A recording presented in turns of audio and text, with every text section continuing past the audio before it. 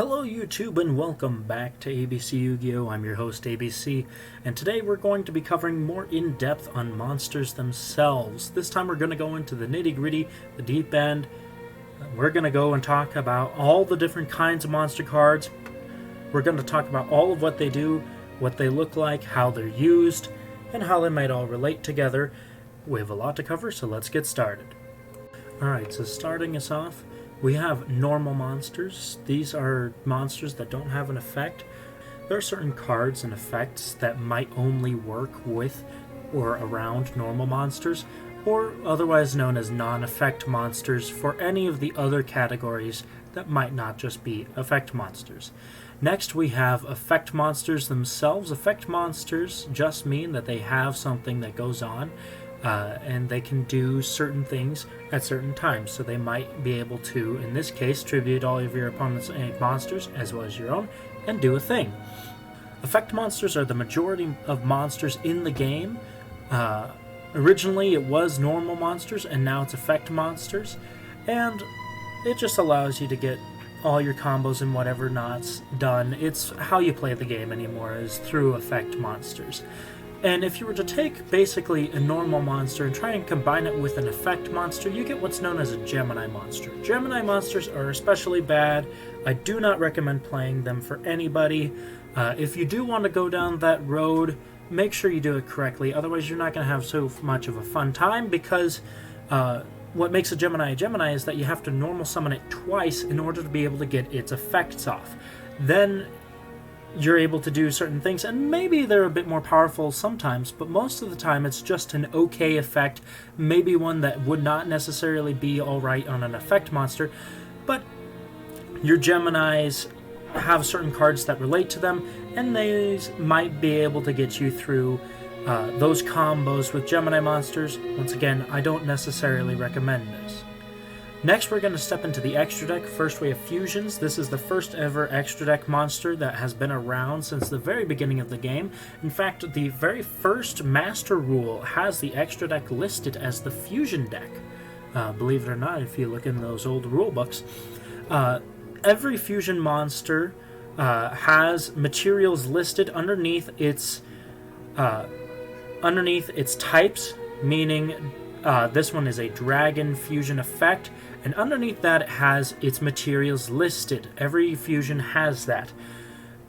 You can either use certain fusion spells to get it to be able to be fusion summoned, or if it's certain cards, it can be contact fused via having the materials on your field, and in certain cases in the graveyard. That would be ABC Buster Dragon, the best fusion ever. Next, we have what are known as synchros. Synchros have levels normally, and they have the little added word here, synchro, and you can tell that they are synchros because they are white. Just like fusion monsters, synchro monsters have a stipulation on what they need to be synchro summoned, and that might be a certain kind of tuner, or a certain amount of cards, or a certain amount of tuners, and certain other stuff. Just like fusion monsters, it's right below where it says it's a synchro monster. How you summon a synchro is you get what's known as a tuner monster. It will have the little added bonus here, tuner. This one's a dragon tuner. And you add up the levels with that tuner and some other monster, whether it's an effect monster or a normal monster. And then you just add them up and get to the level of whichever synchro you want. Now synchros and fusions can also be tuners. This is an example of a synchro tuner, and here's an example of an effect tuner monster. This one sees a bit of competitive play, that's why I grabbed it. So now we've seen how you can have normal tuners, you can have effect tuners, and synchro tuners. Now these are the only two cards in the game, that's why I have them brought up here, but they're the only ones that don't actually have levels. They're the only synchros that don't have levels. And they state on them that their original level is always 12, so you don't really have to worry about it. You just have to make sure that it adds up to 12. Now, other kinds of effect monsters that we have, other than tuners, you might know this one, union monsters. They equip themselves to other monsters that they have specified. Normally, when that monster that they're equipped to would be destroyed, that equipped union monster would be destroyed otherwise. Most Union monsters also give that monster an added bonus of some kind, so whether it might be added protection from certain things or added attack points, that's how Unions kind of get their word in edgewise. Then you have flip monsters. Flip effect monsters have to get their effects from being set face down first. This either takes your normal summon or very specific spell traps in order to be able to flip them face down or set them face down.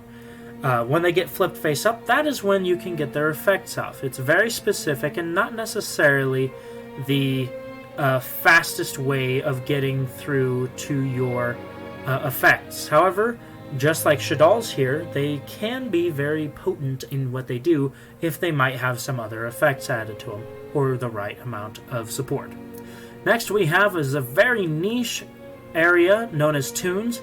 It's an archetype, basically, but they just added in the little Toon stipulation here, just in case if people at the time, because this was at the very beginning of the game, so basically Toons were the first archetype, but they didn't really know what an archetype was at the time, so they added the stipulation that it was a Toon. All Toons pretty much can attack your opponent directly, but not on the first turn that they're summoned, and they all have some kind of linked effect to specifically their continuous spell, Toon World. It's just an archetype, but they added it in to their typing, so now Toons are a type. Next we have what are known as ritual monsters. Ritual monsters are very special. They were around at the same time as fusion monsters. Now, ritual monsters, what you have to do is you have a very specific spell card.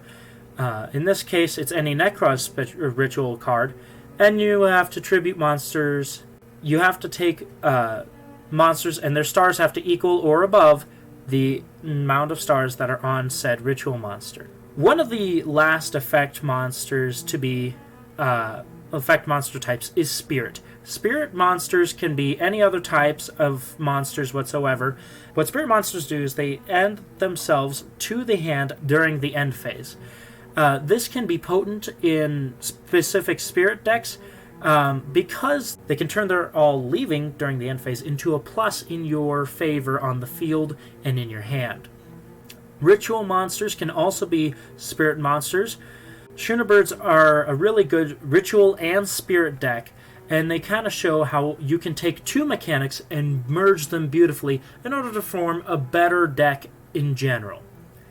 The next thing I want to talk in the extra deck is Xyz. Xyz monsters, just like the last two, has its own stipulation there, and Xyz monsters don't have levels. They have what's known as ranks. You have to have a certain amount of monsters of that certain rank. So this one would be level 7.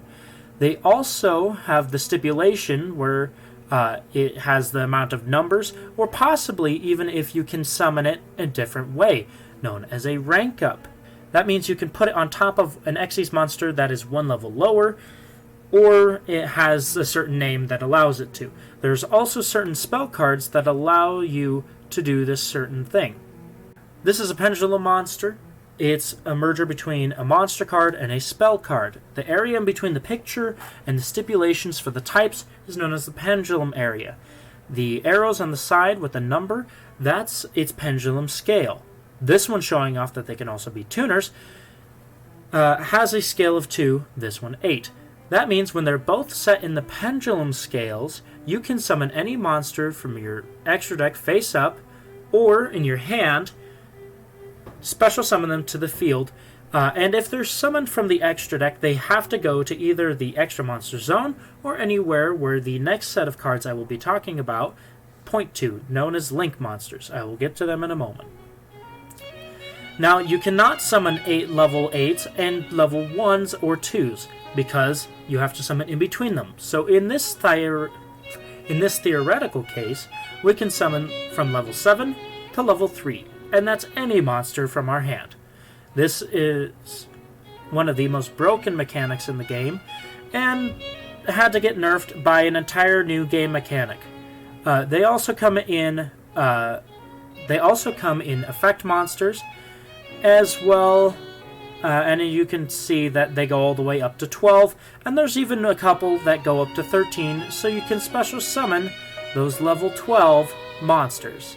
Now Lynx. This is an example of one of the very, very few level 5 Link monsters. It just came out, so I thought it'd be cool to show it.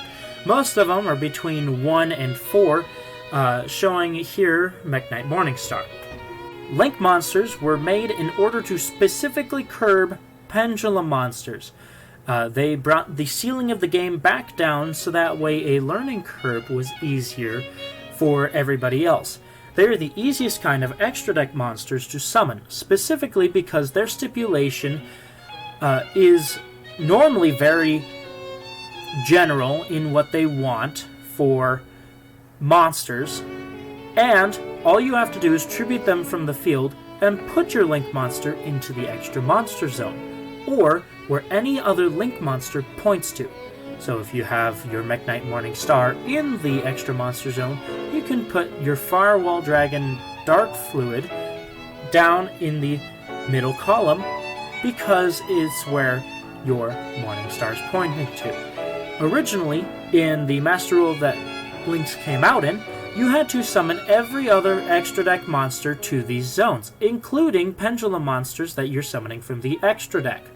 However, in the new 2020 Master Rule 4.55, whatever you want to call it, the Master Rule revision, this is no longer the case. The only monsters that you have to summon to where a Link monster points to are pendulums from the extra deck and Link monsters, basically only affecting pendulums and Link monsters, making it much harder for people to get back into the game.